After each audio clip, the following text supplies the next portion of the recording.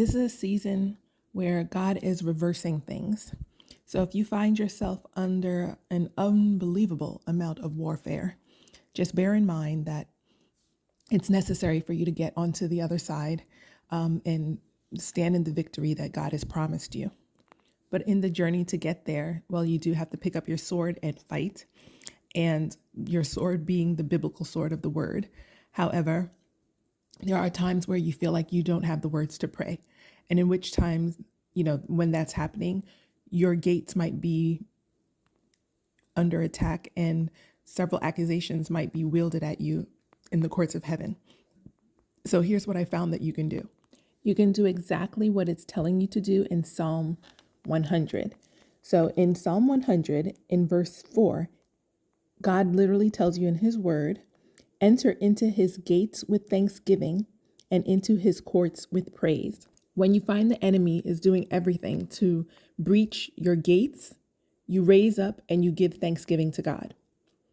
When you find that the enemy is coming with accusations against you in the courts of heaven, and obviously they're false, then you just start praise and worship. If that means you have to stay up all night, praise and worship, then do so.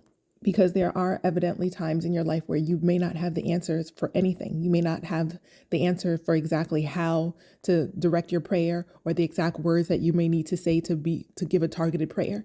So you do the thanksgiving, you do the praise and worship, just as it tells you to do in verse 4 of Psalms 100. I know across the internet, there are a lot of people who are telling you, this is the prayer you need to use to fight in the courts of heaven. This is what the kind of prayer you need to use. That can be true in some cases, but there are battles where you won't know exactly what is ahead. You won't know exactly what to go down and pray about. You won't know exactly how to fight at that particular moment if you haven't already been given the strategy ahead of time, which does sometimes happen if you've been in the throes of warfare. That does happen. So the best way to battle that when you don't exactly have the words is to praise and worship constantly without ceasing. And then if your gates are under attack, you give thanksgiving. You let God know all the great things that all his great attributes, all the good things that he does, just you being in alignment with him, what that brings. As you read the Bible, it literally tells you, you might say like, the Lord is my strength and my shield. My heart trusts in him. You just continue to give the thanksgiving and mention the attributes that are God himself. You would say, when I'm afraid, I put my trust in you. In God, whose word I praise, in God I trust. I shall not be afraid. That's Psalm 56, verse 3-4.